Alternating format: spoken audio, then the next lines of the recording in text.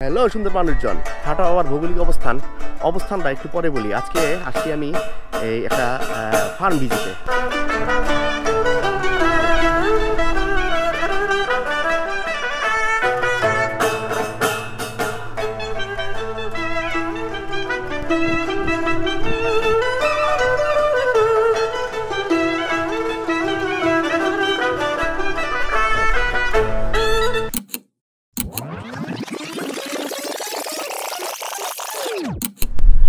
Hello সুন্দর মানুষজন, হাঁটা হওয়ার ভৌগোলিক অবস্থানটা একটু পরে বলি। আজকে আসছি আমি এই একটা ফার্ম ভিজিটে। কথা আসলে না বাড়াই, আগে ফার্মের মধ্যে যাই, দেখি কী অবস্থা। চলেন।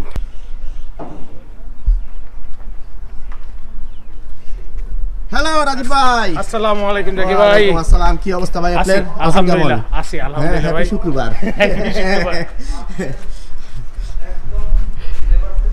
আমাদের এই ফার্ম যেই ফার্ম আজকে ভিজিট করতে আসছি, ফার্মের নাম হচ্ছে মিস্টার গরুওয়ালা। এই জায়গায় অনেকগুলা গরু আছে ভিতরে, আর এইখানে যতগুলা গরু আছে এই সব গরুর হেডমাস্টার হয়েছে গিয়া আমাদের রাজীব ভাই। হেডমাস্টার আচ্ছা সরি, মানে ফার্মের ওনার আর কি, ঠিক আছে। আমি আগে ঢুকছি ভিতরে, ঢুইকা আমার মোটর মাইরা যেহেতু আসছি, তো মোটর মারার ফলে এই যে প্রথমে এই আমার মোটরসাইকেলটা রাখছি, এখন ভিতরে ঢুকি। বন্ধু ভাই, এগুলি সব শুরু করার আগে আপনি আমার একটা জিনিস খান, আপনাদের এই জায়গায় এবার গরুর দাম কিরকম? ঢাকা শহরে যারা খামার নিয়ে বসছে তাদের মধ্যে one of the low price. আর আমাদের কাছে কিছু স্পেশাল গরু আছে, যেমন হাসার, তারপরে ব্রাহ্মা ক্রস, ওইগুলির জন্য আলাদা স্পেশাল প্রাইস। আপনি আগে আমার ব্রাহ্মাটা দেখেন, তাহলে চলেন দেখি ব্রাহ্মাটা দেখি। ব্রাহ্মা ক্রসটা আসে। বাহ, গরু তো অনেক স্মার্ট, বুঝা ফেলাইছে। একদম ছোট, মাত্র 2 বছর হয়েছে। 2 বছর বয়স। দাঁত কয়টা? মাত্র 2টা হয়েছে। ও, 2টা। তাও আবার রিসেন্টলি করলো। এই গরু লাইভ ওয়েট কত আছে? এইটার এখন লাইভ ওয়েট আছে 320। যখন ঈদ পর্যন্ত আসবে, তো ঈদ পর্যন্ত এটা 350 ক্রস করবে। আচ্ছা, আপনারা কি করেন? এই গরুটা ধরেন কেউ পারচেস করলো, তাহলে এইখান থেকে এই গরুটা পছন্দ করার পরে আমাদের আগে রেট অ্যাপ্রক্সিমেটলি আমরা যেটা করি সেটা, যেমন এইটা আমি আমার নিজের জন্যই রাখছি, নিজের কোম্পানির জন্য। মাশাআল্লাহ। কাস্টমারের জন্য যেরকম প্রসেস, আমার জন্য সেম। জিলহজ মাসের 3 তারিখে ফাইনাল ওয়েটটা হবে। ও, জিলহজ মাসের 3 তারিখে। আচ্ছা, ওই ওয়েটে এটার প্রাইস যত আসবে ওইটা ফাইনাল হবে। আচ্ছা, আর অ্যাপ্রক্সিমেটলি একটা প্রাইস রেঞ্জ বলে দিই যে অ্যারাউন্ড এরকমের মধ্যে প্রাইসটা পড়বে। যেমন এটার প্রাইস 180 থেকে 190 এই রেঞ্জের মধ্যে পড়বে। সো ওই রকম করে প্রত্যেকটা গরুরই আমরা প্রাইস রেঞ্জ, যেহেতু আমাদের নিজেদের পালা, আমার প্রত্যেকটা গরু 3 মাসে অ্যাভারেজ রেট কত দিচ্ছে, ইল কত হচ্ছে ওর ওয়েট, সেটা আমাদের হিসাবে সব আছে। সো বলে দিতে পারি। এইখান থেকে গরু পছন্দ করার পরে এখানে একটা ওয়েট মেশিন আছে। এই ওয়েট মেশিনে হচ্ছে গিয়ে গরুটার লাইভ ওয়েটটা দেওয়া হয়। ওয়েট মেশিনটা ভালোই আছে, সুন্দর। এই লাইভ ওয়েট যেটা আসে সেইটা হিসাব করে ওই গরুর প্রাইস আসলে রেঞ্জটা ঠিক করা হয়। রাজীব ভাই, আপনার এখানে আপাতত সবচেয়ে বড় গরু আছে কোনটা? আমাদের এখানে আপাতত সবচেয়ে বড় গরু বলতে এইগুলি। ভাই দেখেন, বাড়ি খেন, এটাতে বাড়ি খেন। এইগুলি হচ্ছে আমার সবচেয়ে বড়। এটা আলহামদুলিল্লাহ সোল্ড হয়ে গেছে, এগুলি থেকে বাকি আছে। ও আচ্ছা, এটা একদম স্পেশাল। আমার খামারে আসছে আর এগুলো পছন্দ হয় নাই, এরকম নাই, এরকম মানুষ পাইনি। ভাই, আপনারা গরুগুলি আনেন কোথা থেকে? আমার এখানে মানিকগঞ্জ থেকে একটা বড় অংশ কালেক্ট করা, আরো ছোট। এগুলি প্রায় 8 মাস 9 মাস আগের থেকে কালেক্ট করা। এর আগে আমি একটা ভিডিও দিছিলাম, সেটা হচ্ছে গিয়ে ওই যে খেজুরের দোকানে, কিন্তু আমার অনেকেই বলছে আমি নাকি এই পেইড রিভিউ করি। এটা সম্ভব? আমার দেখলে আপনার মনে হয় আমার একটু টাকা দিয়ে কাজ করাইব? এটা কিছু হইলো? এটা আসলে আমি মানতে পারলাম না ভাই। আচ্ছা রাজীব ভাই, আপনি বলেন। না, ভাই ব্রাদার এই হচ্ছে সব ভাই ব্রাদার। এটার দাম কত আসে ভাই? এটার ওজন কত আসে? এটা আমার ওয়ান অফ দ্য ফেভারিট গরু। এটা আমি প্রাইজে আমি এটা ঠিকায় সেল করব। এটার প্রাইস হচ্ছে লাগে আমরা আস্কিং না বলতে পারেন, বাটার রেটের বলতে পারেন 2,35,000। ও, এটা একদম মানে একদম, কিন্তু এটার ওয়েট অলমোস্ট 380 প্লাস হবে। 380, মাশাআল্লাহ, ভালো। 380 প্লাস। এটা আরেকটা আছে, এগুলো সব খেয়ে দেয়, রেস্ট নিতেছে। রেস্ট নেক ভাই, রেস্ট নেক। এই গরুটার দাম 2,35,000। এবং খুব শান্ত। একটা মজার বিষয় হয়েছে গিয়া, আজকে যেই জায়গায় ভিজিটে আসছি, আমার মা আমার ছোটবেলায় এই নাম ধরে ডাকতো, গরু।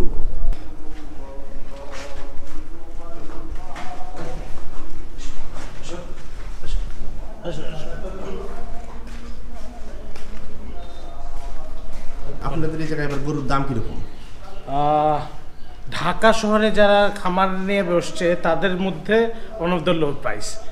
আমাদের লাইভ ওয়েট আমরা 300 কেজির নিচে যেগুলি সেগুলি 520 টাকা করে সেল করতেছি, আর 300 কেজির উপরে যেগুলি সেগুলি 550 করে।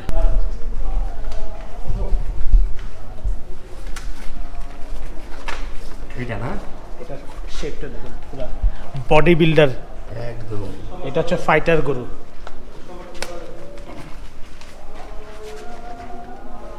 আমি তো জানি আপনি আগে এক সময় ব্যাংকে চাকরি করতেন, আপনার হঠাৎ করে এই চাকরি বাকরি ছেড়ে দিয়া এই রাখাল হওয়ার চিন্তা হইলো কেন? রাখাল হওয়ার চিন্তা না, রাখাল আমরা যারা তারা জন্ম থেকেই রাখাল, খালি সুযোগের অভাবে হইতে পারি না। আল্লাহ আমার তৌফিক দান করছে নিজের জন্য করার জন্য, কিছু মানুষকে হেল্প করার জন্য। আমার ওসিলায় হয়তো বা কয়েকটা ফ্যামিলি চলতে পারে, সেই ওসিলায়। তো ওই প্রেক্ষিতে চিন্তা করে যে নিজের কিছু কাজ করি, যা করি নিজের জন্য করি। অনেক বছর তো মানুষের জন্য করলাম, এই জন্যই।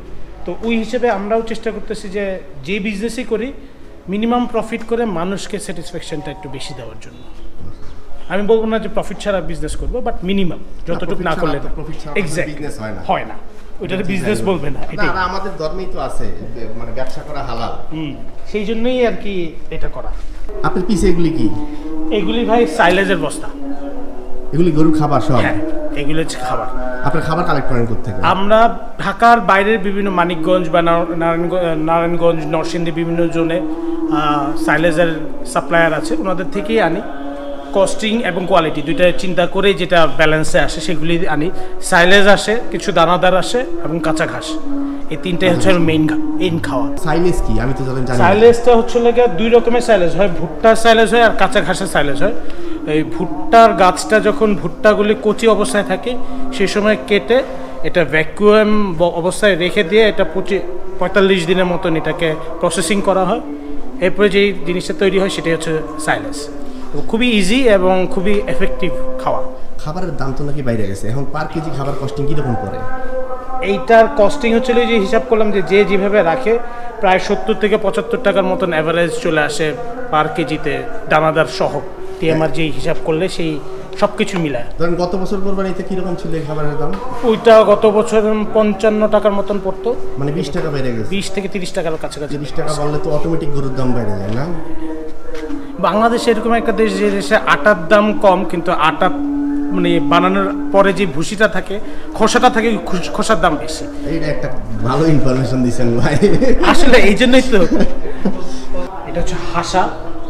হাসা মানে এটা কোন? এটা হচ্ছে মুন্সিগঞ্জের, এটা মীর কাদিম, যেটা মীর কাদিম হাসা যেটা বলে, এইগুলি এই দুইটা হচ্ছে ও সামনের মুখ, চোখ, মাথা, শরীর, পায়ের খুর সব লাল, এবং গোসল করালে এটা একদম পিঙ্ক একটা কালার চলে আসে। পিঙ্ক একটা এমনিতেই আছে, অ্যালবিনো মহিষের মতন।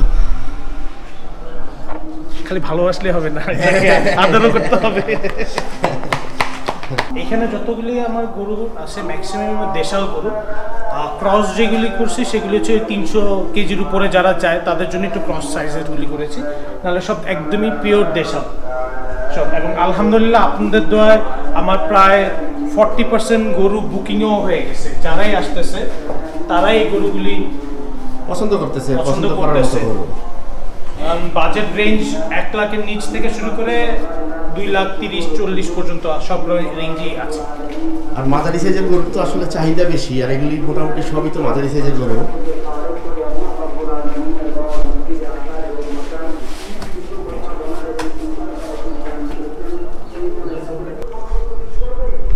ভাই এটা কি ভুট্টি নাকি?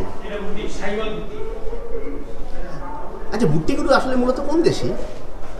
একটা জাত, এটা পার্টিকুলার কোনো দেশ না। ও আচ্ছা, জাতের জন্য এটা। কিন্তু ওই যে ভুট্টি আসলে ভুটানি মনে হয় দেখে সবাই ভুটানি গরু বলে, আসলে এটা একটা জাত, একটা হাইব্রিড জাত ক্রিয়েট হয়েছে। যেমন ইন্ডিয়াতে এখন আরেকটা ছোট্ট সাইজের আছে, ভুট্টি থেকে ছোট সাইজের, বাট ওরা ওই কেমিক্যালি করে কি বলবো গবেষণা করে বাইর করা একটা মানে হাইব্রিড, এটা টেস্ট টিউব বেবি, অনেকটা টেস্টি। গরুর মধ্যেও টেস্ট টিউব বাছুর হয়। ভুট্টি গরুর সাইজ কিন্তু খুব ছোট হয়, এই যে কতটুকু দেখেন। এটা কিন্তু 2 দাঁত হয়। এটা আবার 2 দাঁত? হ্যাঁ, দেখা মানে কুরবানির জন্য রেডি।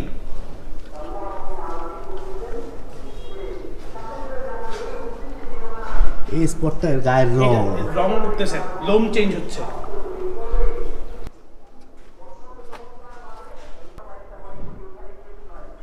এটা আমাদের খামারের একটা আইকনিক গরু, এটা লাল একটা হাসা, অসাধারণ একটা স্ট্রাকচার এটা। এবং আমাদের খামারের সবচেয়ে বেস্ট পার্ট হচ্ছে আমরা এক্সট্রা ফ্যান টেন দিয়ে কোনো ট্রিটমেন্টের মতন কিছু নেই, সব ন্যাচারাল বাতাস আসে, সের মধ্যেই খাওয়া দাওয়া করে, রেস্ট নেয়, ঘুমায়, আরাম করে। এই যে আমি পাইছি আমার বাইকে। ভাই আপনার নাম কি? ভাই আমার নাম মোহাম্মদ শরীফ।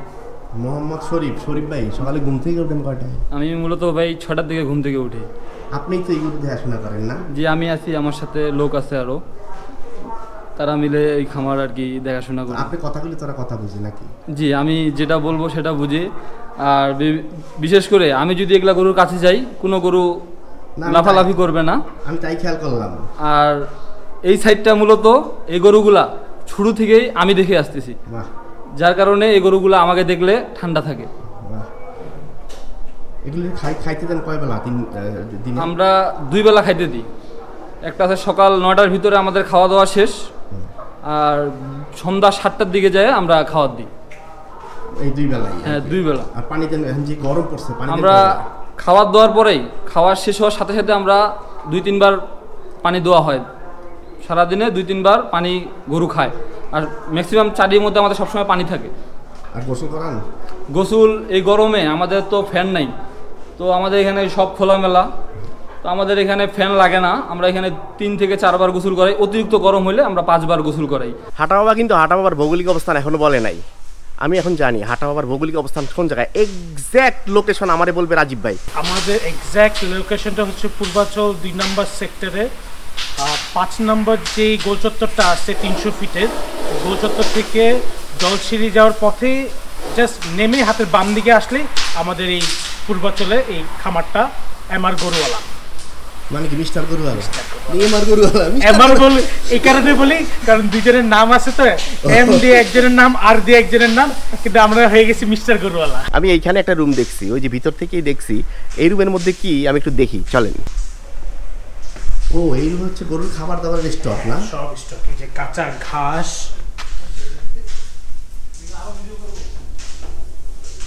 তারপরে খড় আছে, ভুসি আছে।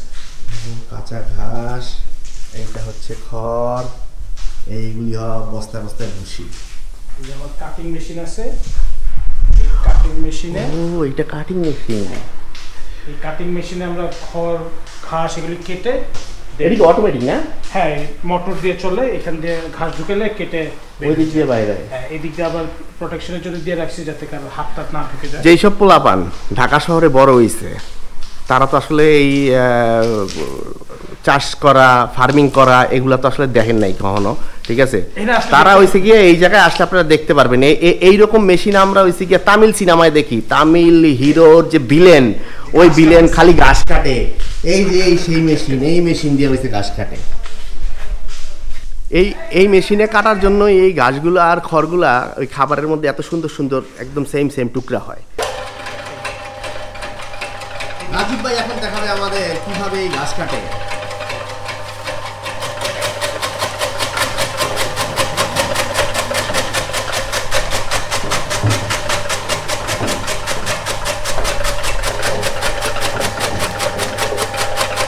এদিকে যায় ঘাসগুলি সুন্দর করে, এখানে একটা নেট লাগানো আছে।